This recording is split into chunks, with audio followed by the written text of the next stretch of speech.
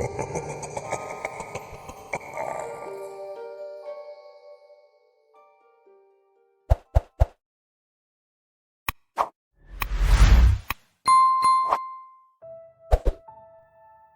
never thought that being an introvert could be the death of me one day. One of the few times I actually want to leave my house and it won't let me. The world has a hell of a sense of humor. I should probably clarify that by it, I mean the house. Long story short, I spent last night getting completely drunk off my ass, then decided that I was starving and would walk down to the burger joint on the corner and pig out for a bit. Get pants on, grab my house key, phone, wallet, go to open the front door to leave, and it leads right back into my living room. First I thought, okay, I'm obviously shit-faced, and this is just my brain telling me it's time to stop. You've had a stressful week, slow down, go get some sleep, stuff like that. But naturally, I never listen to the rational side of my brain. When I get drunk, I get hungry. When I get hungry, I don't think straight. It's a double-edged sword. So, deciding I had probably just spaced and gone through the wrong door, I closed it, walked through the living room, into the kitchen, and tried to go out of the back door instead. No worries, I'll just go through the back gate and add a few extra seconds to the trip. Not a big deal, and I'll burn off a few more of the calories I'll be devouring soon. I'm at the back door, which has a glass window pane on it, so I can see outside into the yard. The street light is on outside, a slight breeze rustling the big pine tree that grows in the corner, and I can even see the light from in the house spilling out onto the concrete porch. Finally, no more tricks. Wrong, so fucking wrong. I open the door and am led right back into the living room. Now I'm starting to panic a bit. Was the whiskey I had been drinking old? I had tried some of the homemade moonshine a friend gave me for Christmas. Wasn't bad, but definitely too strong for my taste. Had he spiked it with something just to fuck with me? At this point, I figure it's a sign. I'm obviously too messed up to even consider going out. It's my brain's way of shutting me down before I can go out and do something really bad. So I give in and decide to go to bed. Things started getting weirder. I was going upstairs to my room just like I would do any other night. Only this time it seemed that the stairs were taking forever just to get to the top. I looked behind me and didn't see anything different. Looked above me and it was the same. So, being that I'm absolutely sloshed right now, I look back down at my feet so I can keep myself from falling while going up. This time, I reach the top within seconds. Okay, just take deep breaths. I'm trying not to have a panic attack by this point. Everything is distorted in that odd haze that happens when you've had just a few too many. My bedroom is right there, first door on the right. Just a few steps and I'm into the door and heading to my bed. I collapsed on my pillow and almost cried. It was such a relief just to be where I intended to go after the insanity of the past few minutes. I decided I was just going to go to sleep, deal with the hangover in the morning, and figure it all out then. Herein lies the problem. It's now 3 in the afternoon. I woke up an hour ago and figured that last night had all been some stress and alcohol-induced dream. Got up, got dressed, went to leave through the front door, and wound up walking right back into the living room again. I can't rationalize it anymore. There's no way that it's a hangover or stress playing tricks on me. I'm trapped in this godforsaken house. Every time I try to leave through one of the exterior doors, I get looped right back into the same room that I'm walking out of. I went to the back door again and tried it. The exact same thing happened as last night. I can see the outside through the glass window of the door. It's right there, sun shining down, a few clouds up in the sky. I can even see people walking by over the back fence. Yet every time I open the door, it's like turning a page in a picture book. The outside disappears and gets replaced by the same goddamn room. I even did a quick sequence of opening and closing the door repeatedly. I can see the outside perfectly through the glass, but it's just out of reach there. Maybe a window will work. There's the one in the downstairs hall that leads out to the front yard, and it doesn't have a bug screen in it currently because the neighbor's cat tore it to shreds weeks ago. I can see the street outside and sunlight pouring in as I pull the blinds open. The outside is so close, just on the other side of this glass. I pull open the window pane and it's gone. There's no more outside. Instead, it leads into a blank hallway, the same color paint as mine but barren and unfamiliar to me. I poke my head through and look to either side, trying to see if there's anything different or similar about the new and unwanted addition to my house. I can see a plain white door down the hall to my left, while on the right, it just keeps going. The same hall stretches on for what seems like forever, long enough that I can't see what's down there. There's something moving though. All the way down to the right it looks like something is growing as it comes closer. I can hear it too. There's a kind of rumbling sound as it makes its way down toward me, and the window pane that I'm leaning through starts to shake in time with a noise. It grows both clearer and more obscure as it gets closer, shifting from a mass of shimmering air and darkness mixed together to a creature I've never seen before. I can make out arms. So many arms branching off of it in every direction, pulling it along the walls, ceiling and floor, propelling it closer to me. In the middle of the mass a chasm opens, full of the most unnatural shade of red I've ever seen. I slam the window before it can get any closer and collapse against the opposite wall. There's a squirrel playing on the tree in my front yard, skittering up and down the branches and almost running into a bird that's perched in one, dozing in the warmth of the day. I'm going insane. That's the only possible explanation for this. There's no other way that every door and window I open could lead right back into my house or whatever god-awful place that just was. Deep breaths, breathe in, breathe out. That's what I have to do, have to get my mind under control. I close my eyes and tilt my head back, looking up at the ceiling as I try to get my bearings. When I open my eyes again, everything is different. The window is gone, and instead there's just a blank wall where it was. The same off-white color as the rest of the walls in the house. Nothing to show that there was ever a window there. The rest of the house changed too. The doors leading outside are gone. All the other windows, gone. Blank walls have taken the place of all of them. I'm trapped here. Going by the clock on my phone, I've been stuck here for a little over a day. As it stands, power is still on and I still have Wi-Fi. There's been some odd occurrences happening the past few hours. Once the house sealed itself, I made it a point to go sit on my couch and not move. Don't ask me why, but it seemed to be the most reasonable option for some reason. The house couldn't turn me around if I wasn't moving, right? So I turned on the TV and tried to distract myself from a panic attack while I attempted to rationalize things. Not that any of this could be rationalized. I'm stone cold sober at this point, so I can't blame the booze. There could always be the possibility that I've snapped, but I doubt that. Medication hasn't changed recently, so nothing there. I suddenly had an idea then. I grabbed my phone and called Pete, a friend of mine that lived down the street. If he was home, maybe I could get him to come over and open the door from the outside, then I can get out.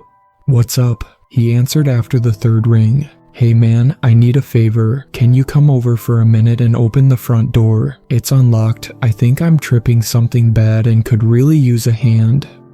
Odd request, but yeah. "I'll be over in a few," he responded. I could tell he thought I was insane. I thanked him, then hung up, looking to the wall where the front door used to be. I must have gotten lost in my thoughts because the next thing I knew my phone was ringing. "Hey, yeah, sorry, are you here yet?" I answered, seeing that it was Pete calling me back. "Yeah, dude, I opened the front door like you said. Where the hell are you?" he asked, more concern creeping into his voice. I felt a chill go down my spine, leading down to my hands where a tremor began to intensify. "Pete, I'm sitting on the couch. You should be able to see me from the door," I said, words catching in my throat. "Well, you're not. No idea what kind of game this is, but the house is empty. No lights are even on. Come on, man, where are you? You up in your room tripping?" he asked. "No, Pete, listen. I'm sitting right here on the couch. Something weird is going on. I need you to find help." "Whatever, man, I'm coming in," he said. "No," I screamed into the phone, too late. "Where are you? What the hell?" His voice wasn't on the phone anymore. It was coming from the hallway. He came walking down the hall and into view of the couch. "What the fuck just happened?" "I was walking through the door, then I'm here. You're too early for haunted houses." Jesus Christ. Now we were both stuck here. The front door still hadn't showed up. Windows were all still gone. Now he was stuck here too. "There's something really odd happening. I don't know how or why," I said, tears beginning to well in my eyes. I told him the events of the night before and everything leading up to now. When I was done, he sat down on the couch next to me, smiling and letting out an exasperated sigh as he did. "You've always been really into this performance art shit, but this is like a whole new level. I'm honestly really impressed," he said, letting out a small laugh. "Mirrors? I'm guessing you built a facade of some sort to mimic the hallway. You've outdone yourself." "Listen to me, you asshole," I said, gritting my teeth. "I'm not fucking around. Weird shit is happening and I don't know why. There's that thing crawling around somewhere and I don't want to be stuck in here if it decides to come back. We have to figure something out." All right, he said, standing up. "Well, if we're going to do some Twilight Zone shit, then I've got to use the bathroom first. You called me right as I was going through my 4th cup of coffee. Second door on the left, right?" I nodded to him. How could he not see it? He walked through the front door and ended up in the hallway, halfway across the house. There's no way he could still think I'm making this up. I could still hear him talking as he made his way to the bathroom. "As long as we're done by 8, I'm supposed to be taking Dana out for dinner tonight. She said she wants to go to that new Italian place downtown, but I really want tacos. I mean, I'll go there if I really have to." Fuck. His voice trailed off in a shout. I bolted from the couch and ran toward the bathroom, seeing the door ajar and light spilling through into the hall. I came to a stop at the threshold, barely saving myself from the same fate that Pete had met. Right through the door, where my bathroom used to be, was a chasm. There was no bottom to it, just an endless darkness fading into the abyss. I could see the walls of the room, along with the sink and shower across the way, but everything seemed to be impossibly floating in space. "Pete," I shouted into the void. "Pete, can you hear me?" No response, just the still, empty air. I fell back into the hallway, collapsing against the wall. There's no way he could be dead, right? Maybe he's just back outside. Maybe this was the way out. He had his phone on him, still. Maybe I can call him. I ran back to the couch and nearly cracked my phone screen from punching in his name so forcefully. The line began ringing. Once, twice, thrice. There was a click as the line picked up. "Holy shit, Pete. You alright, man?" I asked. No response. There was a wet, squelching sound on the other line. "Pete, answer me, damn it." I almost threw the phone across the room because of the loud static screech that happened then. It was almost deafening, leaving a ringing in my ears. Somewhere in the static I could make out frantic screaming before the line went dead. I'm on my own again. God, I shouldn't have gotten my hopes up about getting out of here. Now I've probably gotten him killed too, and nobody will ever know because we'll never be found. There was suddenly a pounding on the door at the end of the hall. Frantic, thudding hits against the wood like fists begging for help. I got up and moved slowly over, cautiously reaching out to the knob. There was a faint voice coming from the other side, muffled, but there. I couldn't understand what they were saying, but there was fear in the tone. I inched closer, grabbing the doorknob and twisting slowly. I was almost bowled over as a man came barreling through, quickly turning and slamming the door behind him as another arm reached through and grabbed the wall. There was a disgusting crack as it was caught between the heavy door and the wooden frame, fingers splaying out in pain but still searching for their prey. "Help, please," the man screamed, looking down at me on the floor. I got up and threw myself at the door, helping to force it closed. The arm still wasn't budging. He grabbed it around the wrist, held it close, then rammed his shoulder against the door while pulling the wrist outward. Another crack followed a wet pop as the arm came loose from whatever it was attached to, and the door snapped shut. Whatever the arm belonged to let out a shriek as it was sealed away on the other side. The man stood, wiping sweat from his brow with his own arm while holding the severed one out to me, hand first. "Appreciate the help. Name's Jasper. Now, what part of the house are we in?" he asked. He had an old-time look about him, with slicked back hair and a button-up shirt torn at the sleeves. His bright green eyes had a devilish shine about them. Main hallway," I stuttered back. "Sorry, where did you come from?" "Well, I own the house. Something happened a few days ago and it wouldn't let me out.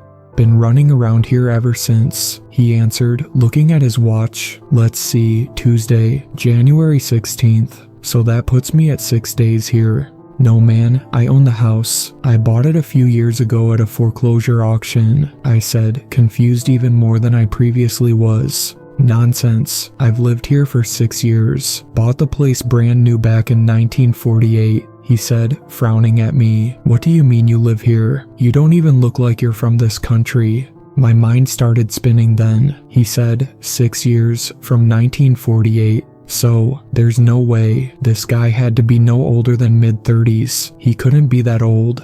"Jasper, what year is it?" I asked hesitantly. 1954. "Why? You take a hit to the head. I was a medic at Normandy. I can check you out if you're hurt," he said, looking me over. We should go sit down. We both need some answers here," I said, motioning him back to the couch. "You mean to tell me that I've been stuck here for 66 years? Man, I've seen some things the past few days, but holy shit, that's gotta take the cake." Jasper was mumbling between bites of the sandwich I made him. The poor guy hadn't eaten almost since he got trapped here. When he said that, I realized I hadn't either. "Yeah, things have really changed out there. Lots of crazy shit going down," I replied, digging into my food. "So what the hell were you running from back there?" The terror. Not entirely sure what it is, but it has a lot of arms and just a giant, I don't know, a void, I think, for a mouth. Damn thing is terrifying, that's for sure.